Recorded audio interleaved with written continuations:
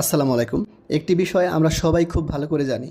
একটি ত্রিভুজের মধ্যে যদি আমরা নববিন্দু বৃত্ত বা 9 পয়েন্ট সার্কেল অঙ্কন করি এবং ওই ত্রিভুজের মধ্যেই যদি পরিবৃত্ত অঙ্কন করি, তাহলে নববিন্দু বৃত্তের যে ব্যাসার্ধটা হবে সেটা হবে পরিবৃত্তের ব্যাসার্ধের অর্ধেক। তো আজকে আমি দেখাবো যে একটা ত্রিভুজের নববিন্দু বৃত্তটা কীভাবে অঙ্কন করতে হয়। নববিন্দু বৃত্ত অঙ্কন করতে চাইলে প্রথমে আমাকে যে কোনো মাপের একটা ত্রিভুজ নিতে হবে। তো আমি এখানে যে কোনো মাপের একটি ত্রিভুজ নিয়েছি, এবিসি একটা ত্রিভুজ। এখন এই ত্রিভুজের 3টি বাহুর মধ্যবিন্দু নির্ণয় করতে হবে প্রথমে। এর জন্য প্রথমেই আমি এবি বাহুর অর্ধেকের বেশি ব্যাসার্ধ নিয়ে বিকে কেন্দ্র করে দুই পাশে দুটি বৃত্তচাপ দিলাম, অর্থাৎ এবি এর দুই পাশে দুটি বৃত্তচাপ, এবং একই মাপ নিয়ে আমি একে কেন্দ্র করে আবার এবি এর দুই পাশে দুটি বৃত্তচাপ দিব। এখন এই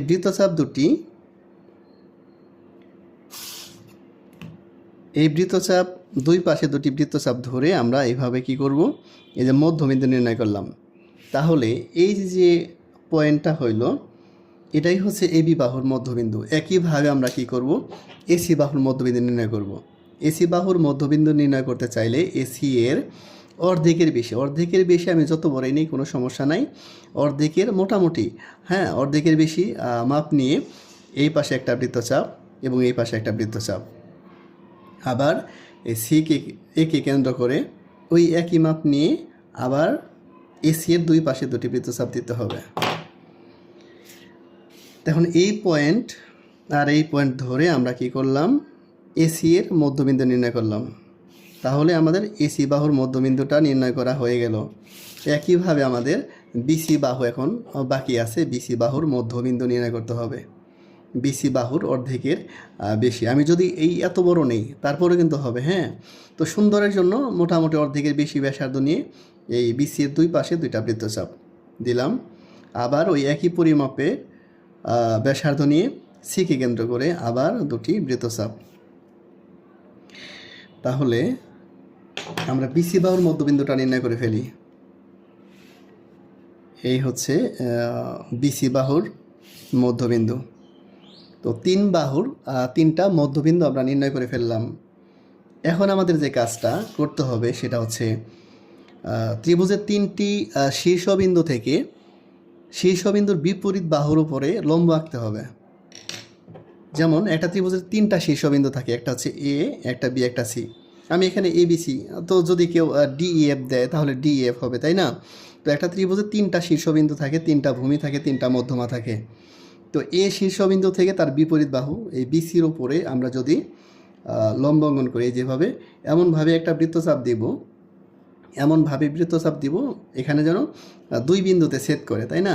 তো এখানে যে বিন্দুতে ছেদ করছে এখানে কেন্দ্র করে এই যে আমি একটা বৃত্তচাপ দিলাম, ওই একই মাপ নিয়ে এখানে যে যায় ছেদ করছে ওখানে কেন্দ্র করে এই হচ্ছে একটা বৃত্তচাপ।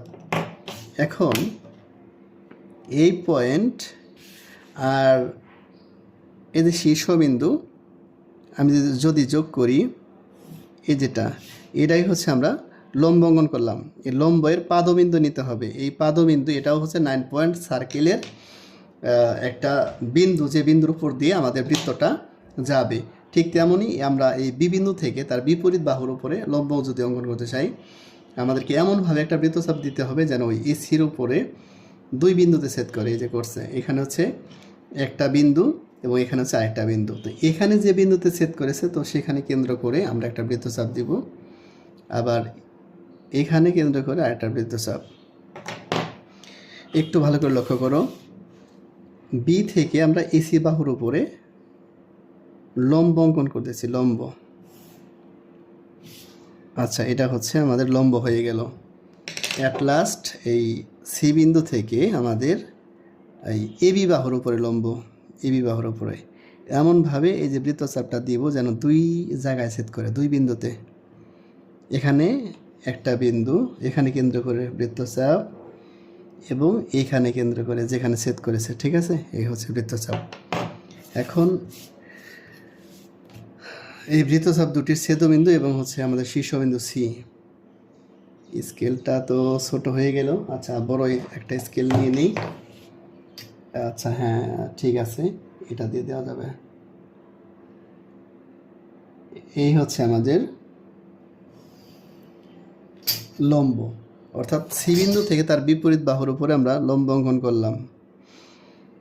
আচ্ছা, তো এটা হচ্ছে এবি বাহুর মধ্যবিন্দু, এটা হচ্ছে লম্ব, এটা হচ্ছে এসি বাহুর মধ্যবিন্দু, এটা হচ্ছে লম্ব, এটা হচ্ছে বিসি বাহুর মধ্যবিন্দু, আর এটা হচ্ছে লম্ব। 6টা বিন্দু আমরা অলরেডি পেয়ে গেছি। এখন এই যে 3টা লম্ব যে বিন্দুতে ছেদ করেছে, এই যেখানে যে বিন্দুতে ছেদ করলো, এটাকে বলা হয় লম্ব বিন্দু। একটা ত্রিভুজের 3টি শীর্ষবিন্দু থেকে বিপরীত বাহুর উপরে লম্ব অঙ্কন করা হলে 3টি লম্ব যে বিন্দুতে মিলিত হয় বা ছেদ করে তাকে লম্ব বিন্দু বলা হয়। হবে যেমন এটা হচ্ছে লম্ব বিন্দু, হ্যাঁ, এই লম্ব বিন্দু থেকে এই শীর্ষবিন্দুর দূরত্বের মধ্যবিন্দু নির্ণয় করতে হবে, অর্থাৎ এই এতটুকুর মধ্যবিন্দু। তো এখানে আমি যদি অর্ধেকের বেশি মাপ নিয়ে মধ্যবিন্দু নির্ণয় করতে চাইলে সবসময় অর্ধেকের বেশি মাপ নিয়ে এই যে বৃত্তচাপ, এই বৃত্তচাপ একটু ভালো করে লক্ষ্য করতে হবে, অনেক কাজ করতে হবে, তো খুব মনোযোগ দিয়ে না দেখলে আসলে এটা করা অনেক কঠিন। তো এই ক্ষেত্রে আমি এখানে এই এতটুকুর মধ্যবিন্দু নির্ণয় করলাম, এই হচ্ছে মধ্যবিন্দু। আচ্ছা, এবার এই লম্ববিন্দু থেকে এই সি এর মধ্যবিন্দু নির্ণয় করতে হবে, অর্থাৎ অর্ধেকের বেশি নিলাম মাপ। আমি একটু দেখাই, অর্ধেকের মোটামুটি বেশি একটু নিয়ে, আচ্ছা এখানে একটা বৃত্তচাপ দিলাম, এখানে একটা বৃত্তচাপ, একই মাপ নিয়ে এই সিকে কেন্দ্র করে এই হচ্ছে বৃত্তচাপ আর এই হচ্ছে বৃত্তচাপ, অর্থাৎ লম্ববিন্দু থেকে শীর্ষবিন্দুর দূরত্বের মধ্যবিন্দু, এই যে হয়ে গেল, এটাই হচ্ছে মধ্যবিন্দু। আর একটা বাকি আছে, এটা হচ্ছে আমাদের এই লম্ববিন্দু থেকে শীর্ষবিন্দু বি এর দূরত্বের মধ্যবিন্দু। এখান থেকে অর্ধেকের বেশি মাপ নিয়ে এই বৃত্তচাপ, এই বৃত্তচাপ, আবার বিকে কেন্দ্র করে বৃত্তচাপ, বৃত্তচাপ। তো এই হচ্ছে আমাদের লম্ববিন্দু থেকে 3টি শীর্ষবিন্দুর দূরত্বের মধ্যবিন্দু আমার নির্ণয় করা শেষ হয়ে গেল। আচ্ছা, তার মানে আমার কয়টা হইলো দেখি বিন্দু, 1টা 2টা 3টা 4টা 5টা 6টা 7টা 8টা 9টা হয়ে গেছে, অর্থাৎ নববিন্দু বৃত্ত বা 9 পয়েন্ট সার্কেল অঙ্কনের জন্য যে 9টা বিন্দু দরকার, 9টা বিন্দু হয়ে গেছে। কিন্তু আমার প্রশ্ন হচ্ছে আমাদের কেন্দ্র কোনটা, অর্থাৎ কোন জায়গায় কেন্দ্র করে আমাকে বৃত্তটা অঙ্কন করতে হবে, এটাই হচ্ছে কথা। আমি কম্পাসটা এখন বসাবো কোথায় বৃত্ত অঙ্কন করার জন্য? এর জন্য আমাকে কি করতে হবে, এখন হচ্ছে পরিবৃত্তের কেন্দ্র বের করতে হবে। যেহেতু লম্ব বিন্দু পেয়ে গেছি, লম্ব বিন্দু এবং পরিবৃত্তের কেন্দ্র এর সংযোজক রেখাংশের মধ্যবিন্দুই হবে নববিন্দু বৃত্তের কেন্দ্র। তাহলে এটার পরিবৃত্তের কেন্দ্রটা আমাকে বের করতে হবে। আচ্ছা, আমি পরিবৃত্তের কেন্দ্রটা বের করে ফেলি। হ্যাঁ, পরিবৃত্ত আঁকতে গেলে আমাদের কি করতে হয়, একটা ত্রিভুজের যে কোনো দুই বাহুর মধ্যবিন্দুর দুই বাহুকে লম্ব সমদ্বিখণ্ডক করতে হয়, ঠিক আছে? তাহলে আমি এই বিসির লম্ব সমদ্বিখণ্ডক অর্ধেকের বেশি ব্যাসার্ধ নিয়ে আমি হচ্ছে এখানে একটা বৃত্তচাপ দিলাম, এখানে একটা বৃত্তচাপ, এখানে একটা বৃত্তচাপ, এখানে একটা বৃত্তচাপ। তাহলে আমি এই বিসি বাহুর লম্ব সমদ্বিখণ্ডক অঙ্কন করতেছি, লম্ব সমদ্বিখণ্ডক, এই হচ্ছে লম্ব সমদ্বিখণ্ডক। তারপরে আমি এসি বাহুর লম্ব সমদ্বিখণ্ডক করতে চাই, সিকে কেন্দ্র করে অর্ধেকের এসি এর অর্ধেকের বেশি ব্যাসার্ধ নিয়ে আমি কি করব, এখানে একটা বৃত্তচাপ দিব।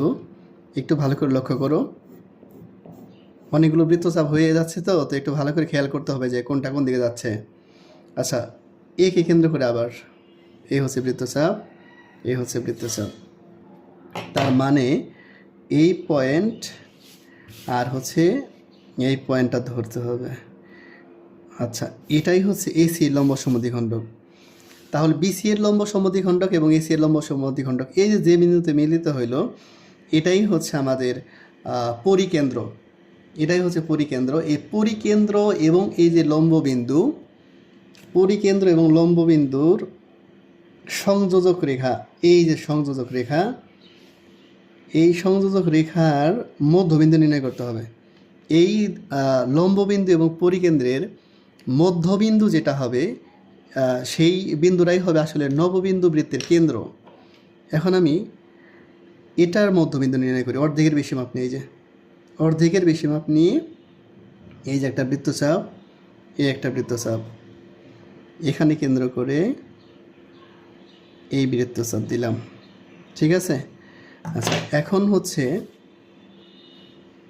এই যে মধ্যবিন্দু নির্ণয় করলাম, মধ্যবিন্দু, এই যে মধ্যবিন্দু নির্ণয় করলাম, এটাই হচ্ছে নববিন্দু বৃত্তের কেন্দ্র। এখন আমি এখানে কেন্দ্র করে এই যে কোনো একটি পয়েন্ট, যে কোনো একটি বিন্দু, যে 9টা বিন্দু আমি অঙ্কন করেছিলাম না, তো এখানে যে কোনো একটার সমান মাপ নিয়ে, সমান ব্যাসার্ধ নিয়ে আমি যদি বৃত্ত অঙ্কন করি,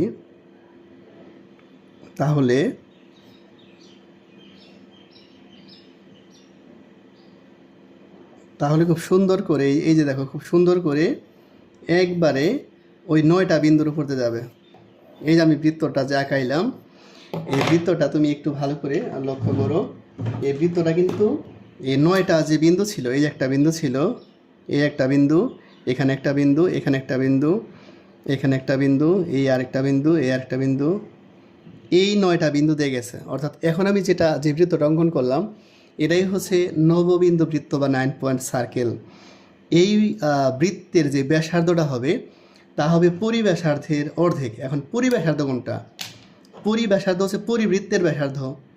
এই যে একটি ত্রিভুজের দুটি বাহুর যে লম্ব সমদ্বিখণ্ডক যে বিন্দুতে মিলিত হয়েছে, এই যে এই বিন্দুটার নাম হচ্ছে পরিকেন্দ্র। পরিকেন্দ্র, এটা হচ্ছে পরিকেন্দ্র।